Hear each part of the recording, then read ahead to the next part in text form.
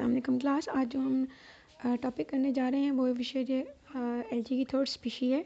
ठीक है, इसके बारे में हम पढ़ेंगे। सबसे पहले हम बात करते हैं विशेरिया की कि इसकी क्लासिफिकेशन क्या है।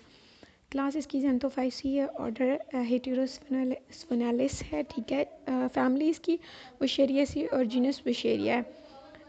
बात करते हैं हैबिटाट की। ये फ्रेश वाटर है या फिर मॉइस्ट सॉइल में रहता है। ठीक है, या ये जो ना डार्क ग्रीन कलर के मैट्स बना लेता है जिससे कालीन टाइप होते हैं। ठीक है, वेजिटेटिव स्ट्रक्चर्स की बात करते हैं। वेजिटेटिव स्ट्रक्चर इसका फिलामेंटस होता है, यानी ये फिलामेंट की फॉर्म में बनता है। और ये जो फिलामेंट होती है ये सिलेंड्रिकल होती है, ब्रांच्ड होती है, ट्यूबुलर और इरेक्ट सिनोसिटिक होती है।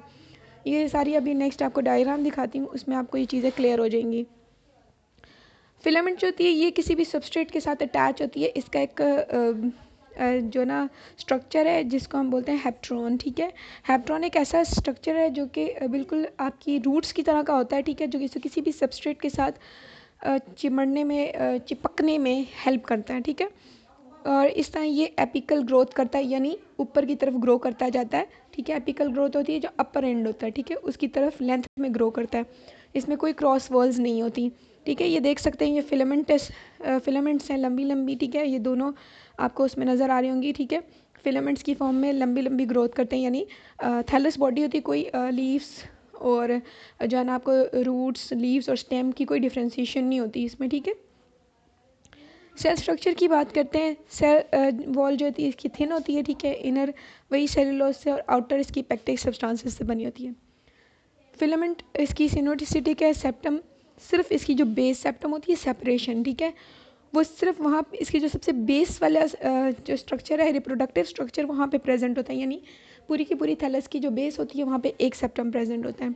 ठीक है, और जो सेल है उसके पेरिफेरल लेयर्स जो होते हैं, साइटोप्लाज्म जो होता है उसके पेरिफेरल लेयर्स होती हैं सेल के, यानी सेल है उसके अंदर एक साइटोप्लाज्म है और उसके बाहर पेरिफेरल लेयर्स प्रेजेंट होती हैं। ठीक है, साइटोप्लाज्म को एक लार्ज वैक्यूल साइटोप्लाज्म में प्रेजेंट होता है जो पूरी के पूरी जिसने साइटोप्लाज्म को कवर अप किया होता है, और ये जो वैक्यूल है ये सेल सैप से फिल्ड अप होता है। ठीक है, इसमें छोटे छोटे न्यूक्लियाइज प्रेजेंट होते हैं और डिस्कॉइडल शेप यानी डिस्क शेप की क्लोरोप्लास्ट होते हैं।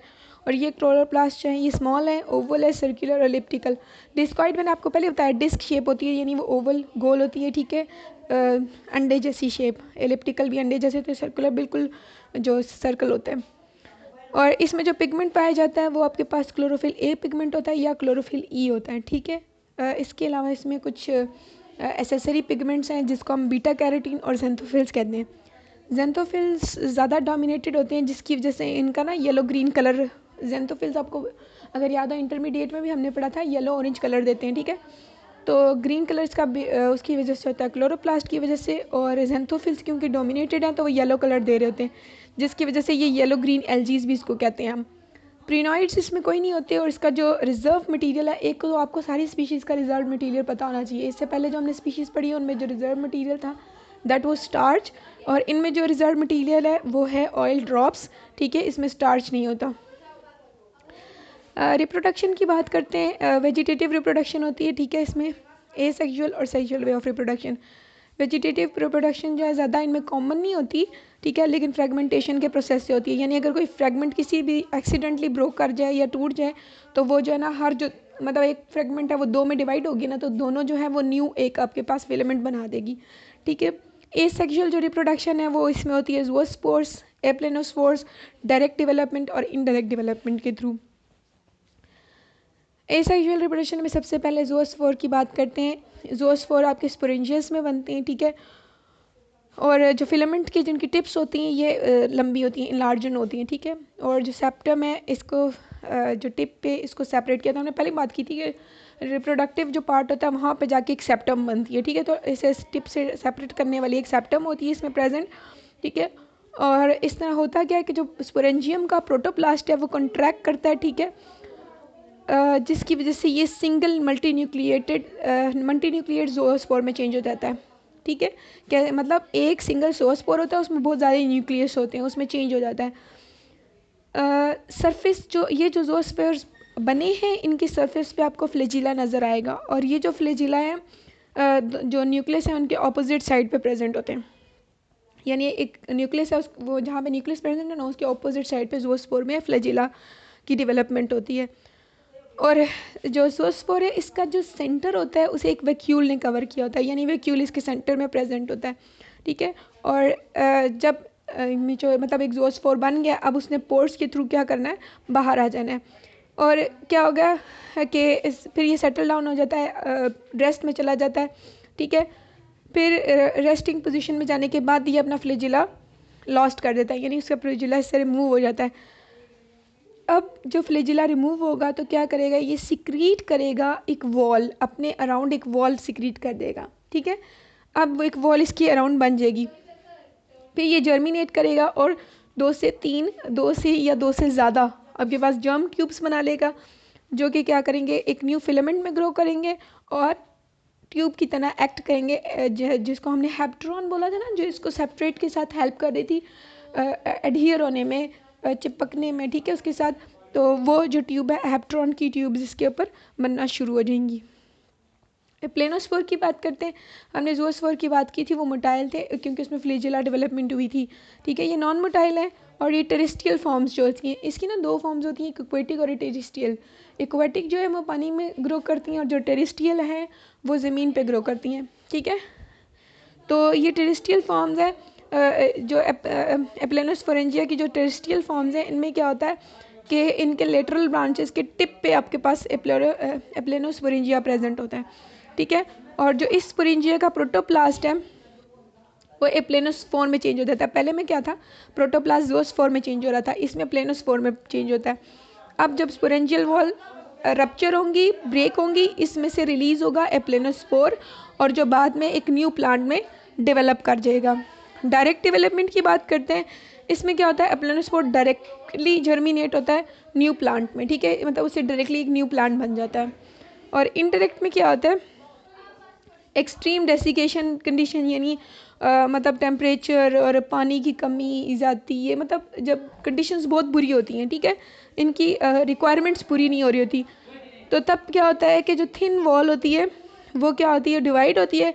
उसकी वजह से एप्लेनोस्पोर का जो कंटेंट है, जो एप्लेनोस्पोर के अंदर साइटोप्लाज्म वैक्यूल जो भी प्रेजेंट है, वो सब जो है ना वो पार्ट्स में कन्वर्ट हो जाते हैं और हर एक से सिस्ट बनता है, जिसको हम हिप्नोस्पोर भी बोलते हैं, ठीक है।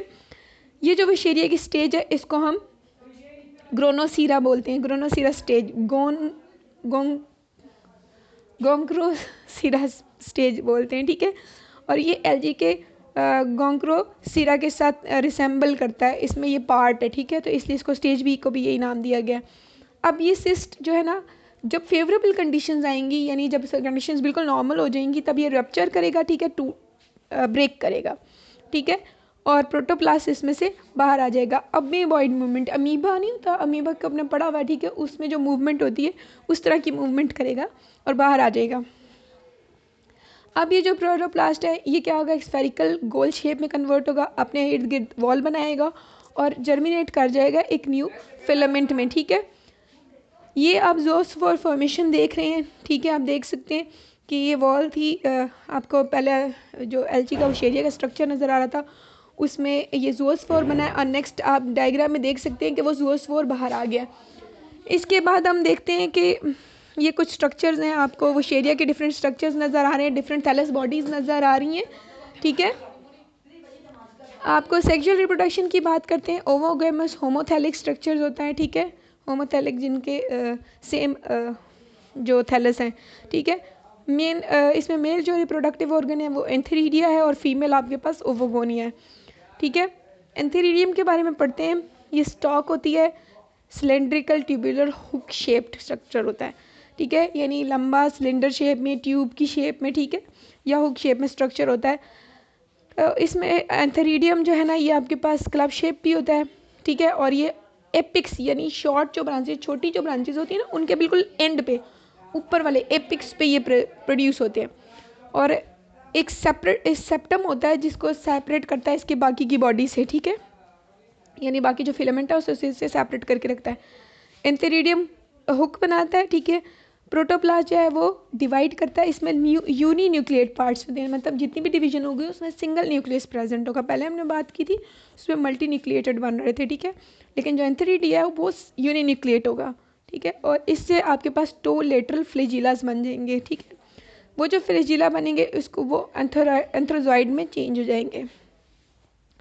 अब इसमें जो फ्लैजिलास बनते हैं ना वो अनइक्वल इन साइज होते हैं, यानी इनका साइज सेम नहीं होता, ठीक है। और जो लेटरली और ऑपोजिट डायरेक्शन में, ठीक है, यानी एक दूसरे जिस तरफ आपके जो है ना एक साइड पर फ्लैजिला है तो दूसरी साइड पे भी फ्लैजिला एक दूसरे के ऑपोजिट डायरेक्शन में पॉइंट आउट करके अटैचमेंट होती है उनकी।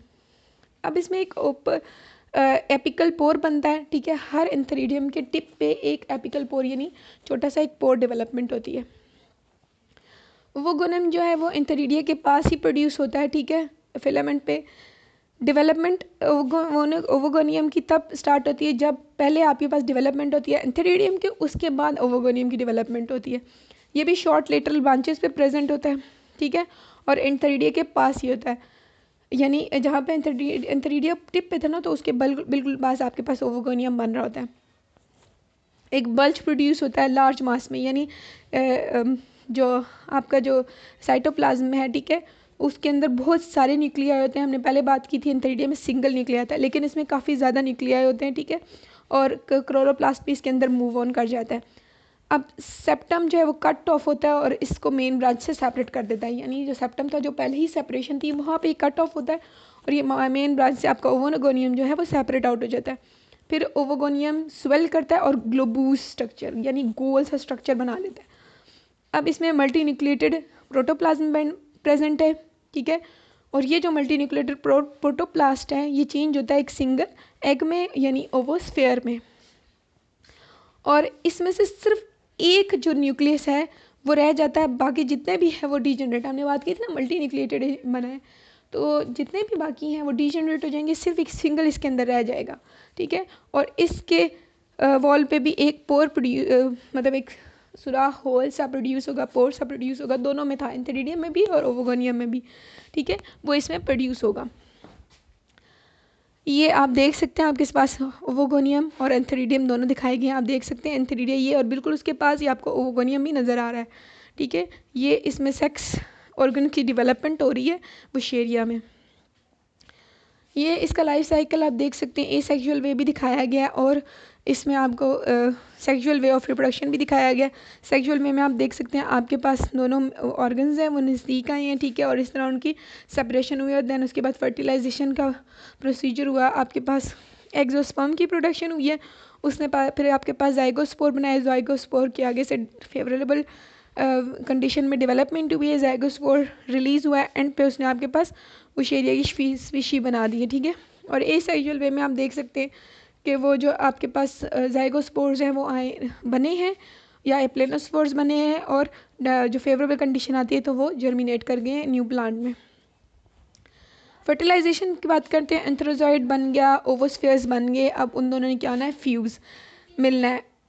मेल जो न्यूक्लियस है वो फ्यूजन से पहले थोड़ा सा इंक्रीज़ करता है, ठीक है, और फ्यूजन होती है जाइगोट बनता है। अब जाइगोट जो बनेगा उसने एक थिक वॉल अपने गिर्द सिक्रीट करनी है और वो ओवोस्पोर में कन्वर्ट हो जाएगा।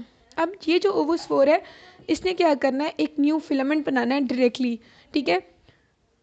इसमें जो फर्स्ट डिवीजन होती है ना वो मियोटिक डिवीजन होती है, और फिर उसके बाद आपके पास हैप्लॉइड नंबर रिस्टोर कर लिया जाता है, यानी फिर उसमें माइटोसिस हो जाती है और आपके पास हैप्लॉइड नंबर आ जाता है, ठीक है, आपके पास जर्मिनेशन का प्रोसीजर हो गया।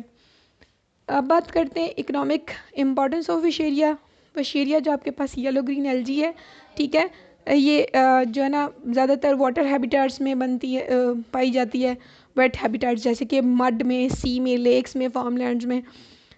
इससे ज़्यादातर स्टेबलाइजेशन जो प्रोसेसेस हैं, यानी आपका जो एक्सेस मड बहुत ज़्यादा बन जाती है, जैसे आप कहते हैं जब बारिश होती है ना तो उसके बाद जो वो मिट्टी का जो हाल होता है मडी मडी, तो उसको अगर उसमें आप वुशेरिया डाल दें तो उसकी स्टेबलाइजेशन हो जाती है, यानी आप उसके ऊपर स्लिप नहीं करेंगे या वो आपके बहुत सारे प्रोसेस में काम आ सकती है। जेंथोफाइसिस की क्लास से बिलोंग करते हैं, फैमिली भी हम इसकी देख चुके हैं। इसमें हाई कंटेंट होता है क्लोरोफिल का, बीटा कैरोटीन का, जिसकी वजह से ये बहुत ज़्यादा यूज़फुल होते हैं प्रोडक्शन ऑफ ऑक्सीजन, ठीक है। अब इसमें जब प्रोडक्शन होगी ऑक्सीजन की, जितनी ज़्यादा प्रोडक्शन होगी उतना ज़्यादा क्या होगा कि ऑक्सीजन एनवायरनमेंट में बढ़ेगी और वो आपके लिए और दूसरी लाइफ फॉर्म्स के लिए इम्पॉर्टेंट है।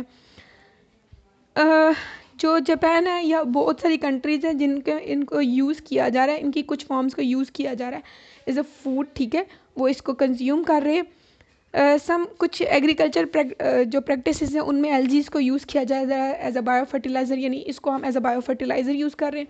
बायो फर्टिलाइजर्स की डेफिनेशन आपको बहुत क्लियर है कि बायो फर्टिलाइजर्स होते क्या हैं, तो इनको एज अ बायो फर्टिलाइजर्स भी यूज़ किया जा रहा है, ठीक है। ये इसकी इकोनॉमिक इंपॉर्टेंस है, बाकी आप इसके तमाम स्ट्रक्चर सब कुछ देख चुके हैं। ओके बच्चे, अल्लाह हाफिज़।